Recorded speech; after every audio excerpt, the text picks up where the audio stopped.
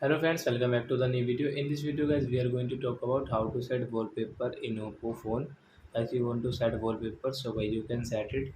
In this video guys, I will show you how to set wallpaper. So before starting video friends, I want to tell you something. If you new in my channel and you are watching my video first time, so first of all go and subscribe my channel, click the bell icon and like my videos. So and now let's start the video. First of all open your phone setting and guys click on display and brightness setting. Then guys scroll it and guys come in last wallpaper. So as you can see guys, we have this type of wallpaper. So we will, and guys you want more wallpaper, so you can click and guys you can see more wallpaper. Then guys we will take this one wallpaper and guys you want to customize, so you apply. Then guys apply and guys it's your choice. You want to set wallpaper on lock screen, home screen, lock screen. Guys we will set both of.